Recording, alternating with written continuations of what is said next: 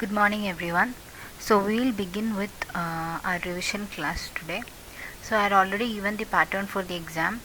As per the pattern, you know that in the first theory part, I'm not discussing it. I have already given the important theory questions to all of you. So we'll go through only the problems for this revision. So the problem part, the 1b and 2b will be resultant type of problems. You already know what are resultant type of problems, that is finding resultant magnitude, direction and all. And also you are already familiar with when you have to take fx is r or fy is r, you already know that. Okay, that is when the resultant is acting in x direction, you need to take fx sigma fx is equal to r, and when the resultant is acting in y direction, you need to take sigma fy is equal to r. So these points you should be noting because any of these type of problems can come. So the first problem is, here what we have is, as you can see, you have four forces given to you here. Okay, the first step will be resolving the forces. As you can see here, I have done the resolving part here. So you can see everywhere angle is given. 150 has angle 45 degree, 50 has 30 degree, 200 and 100 the angle is not given. Instead, slope of this particular line or force is given. The slope is given 3 and 6 and here 2 and 1. So what we need to do is, see, I have drawn this here again, 3 and 6. This particular angle you have here, that I am taking as theta 1. As you can see here, I am taking as theta 1. So if I take that as theta 1, in this small triangle, tan theta 1 is 3 by 6. So you get theta 1 is tan inverse 3 by 6, that is 26.56. Similar manner, in this particular thing, you can take this one also theta 2, or you can take horizontal one also theta 2, that is totally up to you. Here I am taking this particular horizontal one as theta 2. So tan theta 2 is opposite by adjacent. Opposite is 2, adjacent is 1. So 2 by 1. Therefore theta 2 is 63.43. Okay.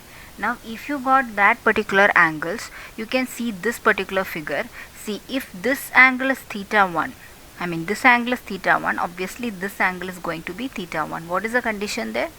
Corresponding angles. Actually these are two parallel lines, so the corresponding angles will be same. Similar manner, in this particular figure, I am taking this as theta 2, right?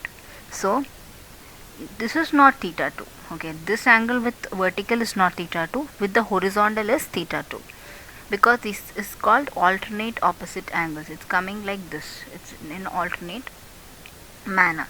So you should be very careful about this while you're marking the angles. Now you got the angles, you know the angles. Next step is resolving. It's very easy to do. I hope all know the resolving part already. Resolving is near to the angle what you have. See, here you can see the angle here, 45 is here. So near to the angle will be cos component, and away from the angle, that is y, here will be sine component. Same way here also you have the angle here only. So this will be cos, this will be sine. But in this case there is a difference. You can see this 30 degree is near to the y-axis. So this y-axis component will be cos and the x-axis component will be sine. Just remember this much. Near to the angle, if you have x, that will be cos. Near to the angle, if you have y, that will be cos. So whichever axis is coming near to the angle, that will be the cos component. Okay, so as such I have resolved all of these. Very carefully you have to open up these arrows. See, this arrow is going down.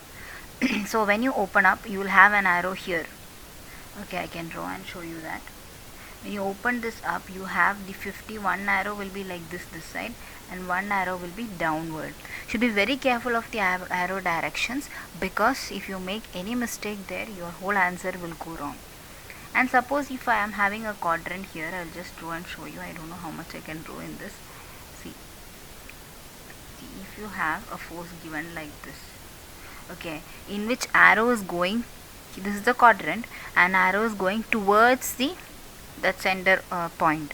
Okay, in this case, how you have to split up the arrow? The arrow direction should go like this. Correct.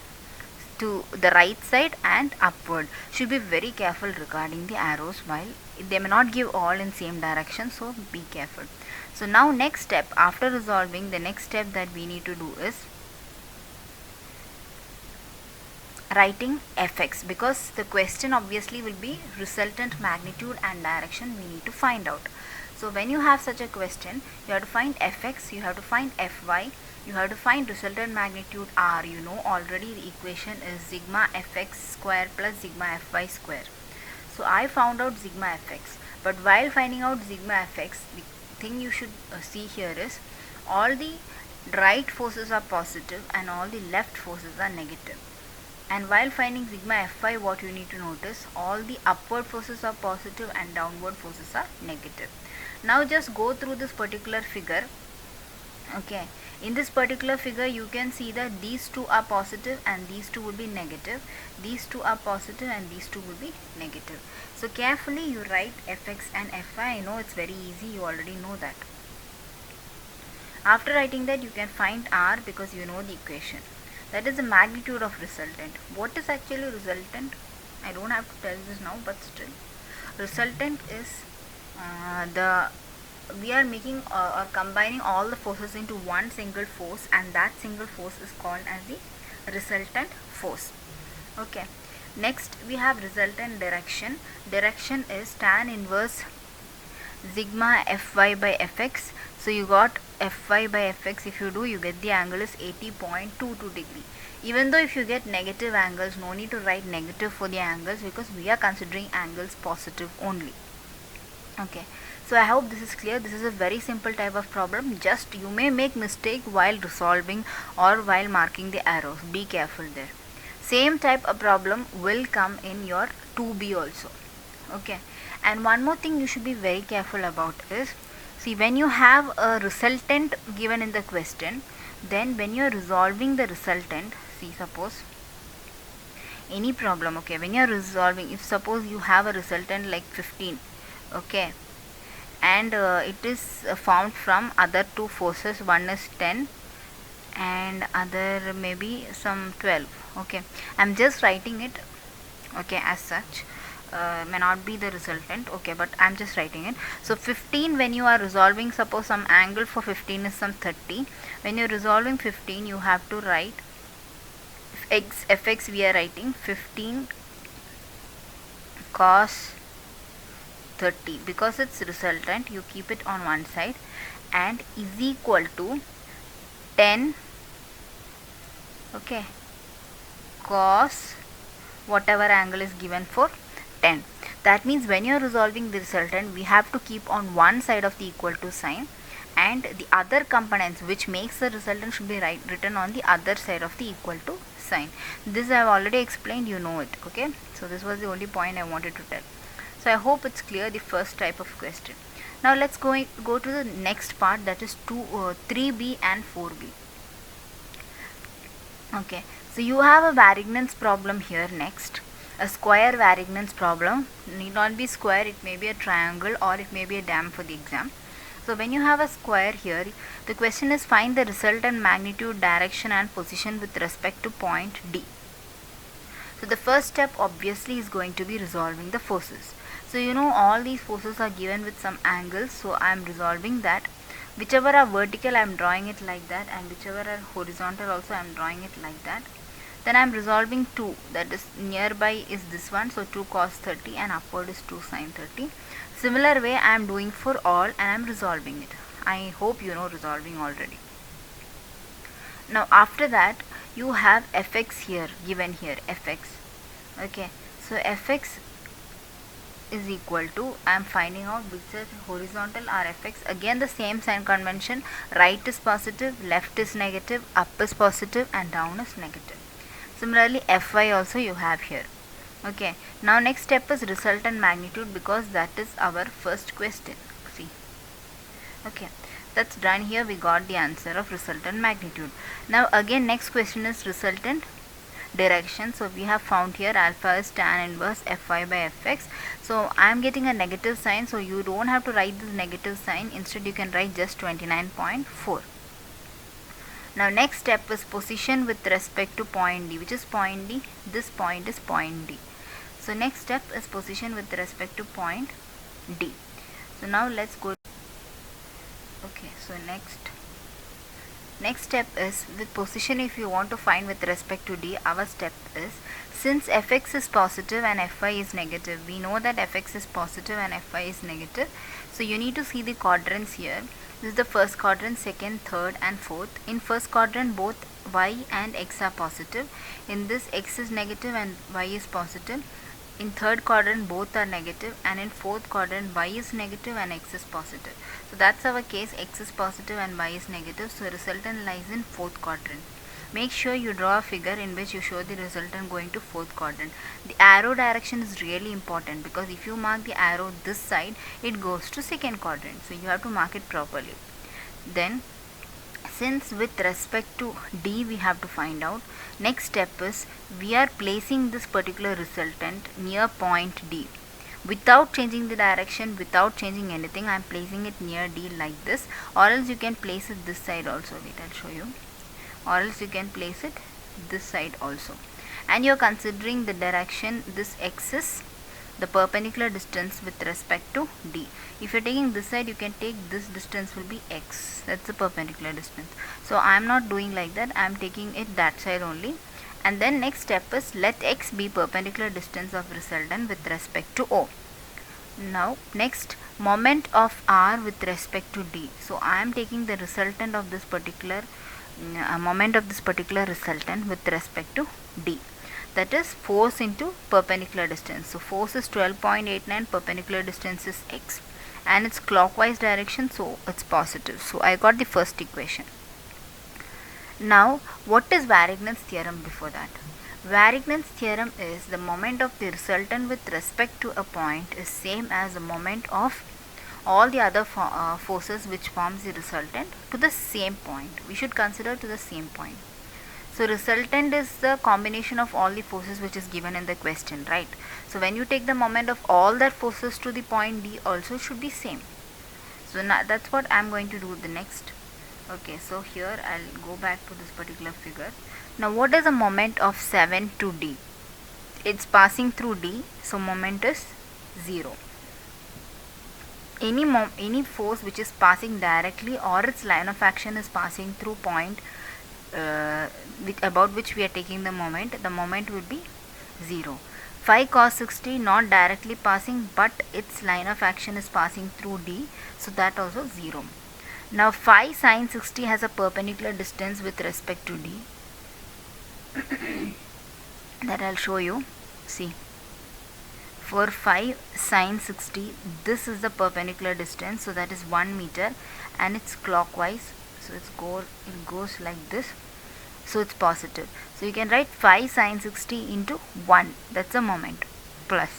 Okay, now 3, you may think it is not having any particular perpendicular distance, but 3 is having. Just see, 3 is along this line, right? So I am just marking 3 here. Okay, instead of keeping 3 there, I am marking 3 here. So if I mark 3 here, again the perpendicular distance for this 3 is this particular one only, correct? If it's here also okay, if it's here also okay, whatever it is, this is the 1 meter, right? So 3 into 1, and again it's the same direction clockwise, so it is positive. Now last one we have is 2 sin 30. You need not consider because its line of action, see, its line of action is passing through D, so moment is 0. But you need to consider 2 cos 30. Wait, I can show you that. 2 cos 30. When you take 2 cos 30, this is the 2 cos 30. The perpendicular distance with respect to D is this particular length, and this particular length is 1 meter, you know that, and again it is clockwise. So 2 cos 30 into 1, that's plus. So we have all the 3 quantities and we have done this.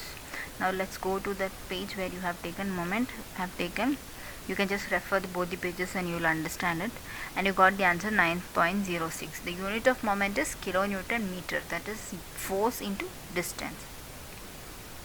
Now using Varignon's theorem we can equate 1 and 2, and after equating 1 and 2 you got the answer 0.70 meter. and your x value is positive, which means that your assumed location of this particular force is correct. Okay, if you were getting a negative value, then it shows that it should not have been this side, it should have come this side. Okay, that is, your resultant should have been this side if you are getting a negative sign. But since you are getting a positive sign, your assumed location is perfectly alright. Okay, so the last step you need to write is resultant lies at a distance of 0.7 meter from D. No need of final figure, it doesn't carry any mark. Okay, so this is what you have to show. So these are the two possible locations which you could have given in this question. If you are taking this location and getting positive, your location is correct. If you are taking this location and getting negative, this should have been the location. So just make sure you consider that negative sign and positive sign carefully. Okay, I hope it's clear. Now let's go to the next part of the question. Next question, you have one more Lami's question. So the Lami's question you have here is, the question is, find the tension in each string segment for the given figure. Okay, as you can see, this is the particular figure that is given. One side is fixed, the other side has a pulley and a weight hanging there, which is 8 kilonewton. Now when you have a pulley, you know already that I have already told the example of taking water from the well. When you pull it, the weight that we experience in the rope will be same as the weight of the bucket that is hanging on the other side. It's the same example here. Here suppose you have the bucket and we are pulling from this side. So whatever the tension that is experienced by CD or force experienced by CD will be same as this hanging weight, that is 8 kilonewton. So you can write here TCD is equal to 8 kilonewton, since it's a frictionless pulley or it's a pulley given there. Okay, so since we know one quantity here, you have to start with drawing the FBD at point C. Make sure when you are doing Lami's theorem, you start with a point where at least one quantity is known. Okay, so here at C, if you draw the FBD at C, first thing is weight W2, so I have marked W2 downward.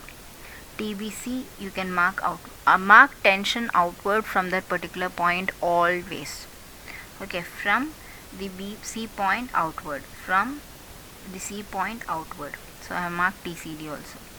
Okay, then the angle, this is 110, you know that this is 110. Then remaining angle total is 180, so this is 70, remaining in quadrant 90, and this is also 90. I am just redrawing that figure showing the angle between the forces. So TBC here 90, 160, 90 plus 70 I added and marked 160, then 110. Now you know Lami's theorem. This is the Lami's theorem when you have three forces in equilibrium, F1, F2 and F3. Then F1 by sin alpha is equal to F2 by sin beta is equal to F3 by sin gamma. I think this figure is also in the same format, so you can easily apply Lami's theorem. But you should make sure one point, if you have only three forces and it's in equilibrium, you are supposed to apply Lami's theorem. Equilibrium is just our assumption, okay, for doing the problem. So make sure you have three forces, then you can easily apply Lami's theorem. Now as I have applied Lami's theorem, when you consider this particular TBC, the opposite angle is 60 degree. Opposite means it should be lying between the other two forces, that is TCD and W2, so 160. So you got TBC by 160. Now when you take TCD, the other two forces are TBC and W2. The angle between the other two forces is 90 degree, opposite also to TCD. And finally I equated and I found out TBC.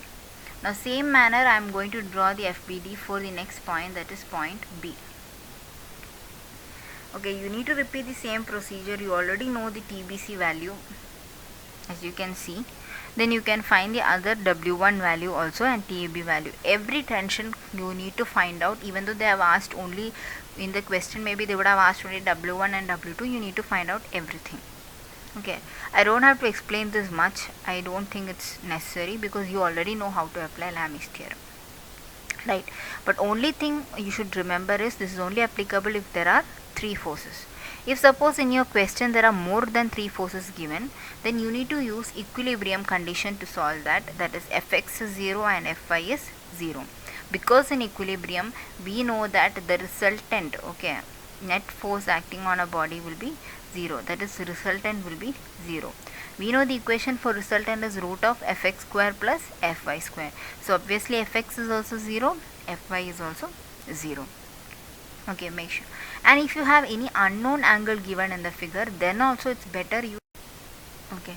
So if you are having more than 3 forces, 4 forces, you have to use this condition. Okay. And if you are having an unknown angle also, it is better use equilibrium condition to solve, because it may be a little difficult to solve by using Lami's theorem. And you have a crate problem also there. All of you should go through that crate problem also. Okay, and this time Lami's theorem sphere problem is not being put. Only the hanging type of problem is there. I hope it's clear and it's very easy to do this. Okay, so all the best. Thank you.